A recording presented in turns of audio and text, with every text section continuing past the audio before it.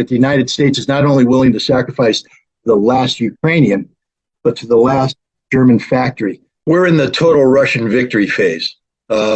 Russia has been slow to start. The West has never fully comprehended what the special military operation meant.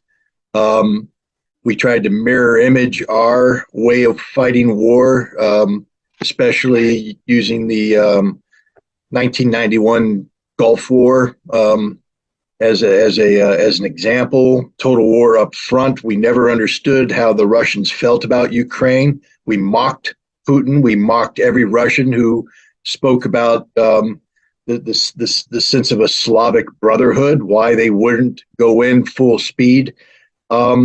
And we've pumped tens of billions of dollars of military assistance and financial assistance, sustaining a Ukrainian government that should have collapsed sometime late spring, early summer. Russia now it's like a very heavy ship. Trying to get a ship to change its direction is difficult. And yet we've succeeded in getting Russia to change its direction. And I think it's all over except the death, the shouting, the destruction, the screaming, the blood, the tears. But it's going to happen. It's inevitable. Russia made its point clear back in December. And I just invite everybody to reread the draft treaties that Russia put on the table on December 17th, NATO and the United States. These were draft treaties. These weren't suggestions. These weren't haphazard thoughts. This wasn't Lavrov scribbling something down on a napkin at midnight. These were well-coordinated, well-thought-out positions by Russia that said, you have pushed us into a corner, and this is it. This is our final go. You want to avoid a war? Right here. And they told the West, read this, sit down, discuss this. Let's talk this seriously. If you don't, it will be a military technical solution. We ignored them.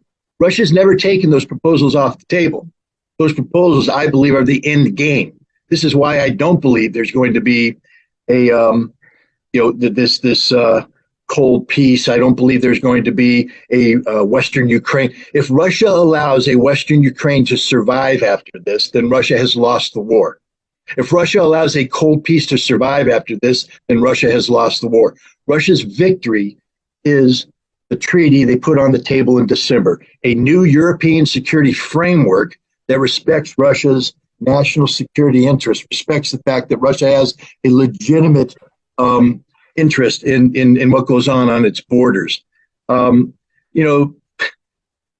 difference between today and what happened during the Soviet times in terms of counterinsurgency is called Chechnya. The Russians know how to win counterinsurgency campaign. They have done it.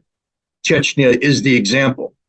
If anybody had looked at Chechnya back in the 1990s, they would have said that it's far worse than anything that exists in Western Ukraine in terms of hatred of Russia, violence, etc. Look at Chechnya today.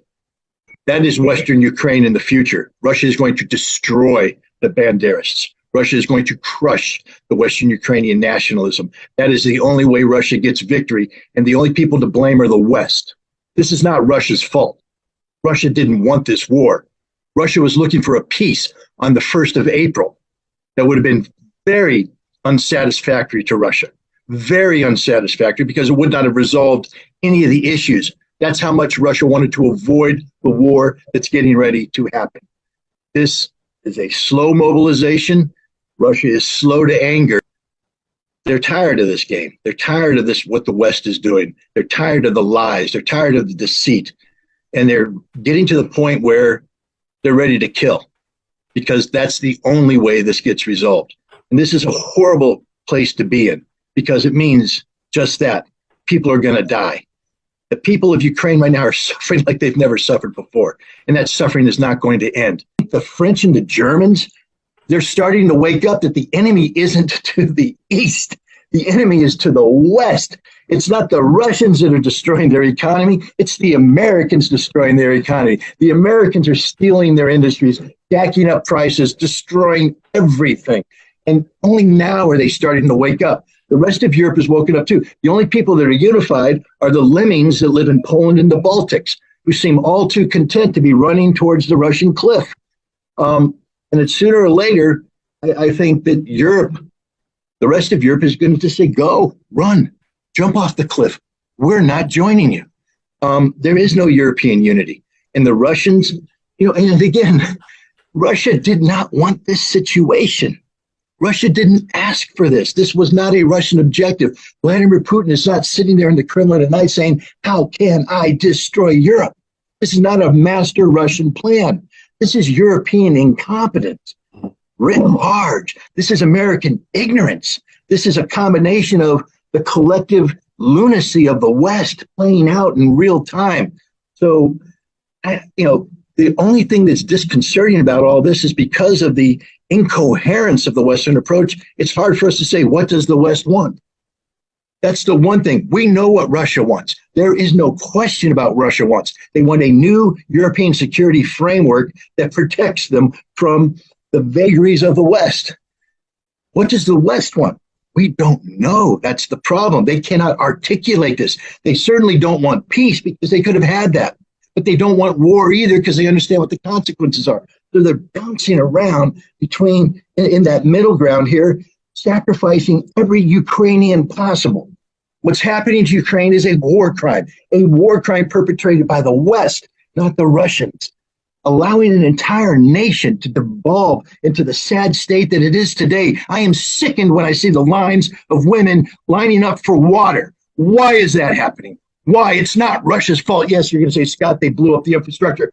Blew it up because the West insisted on pumping in tens of billions of dollars worth of modern weaponry that slaughtered Russian troops on the front line. Russian troops that didn't want to get into this kind of fight, but they're there now. 200,000 Russians are showing up on the battlefield in the next month. That's 10 to 15 division equivalents, and Ukraine's got nothing to stand up and take them on.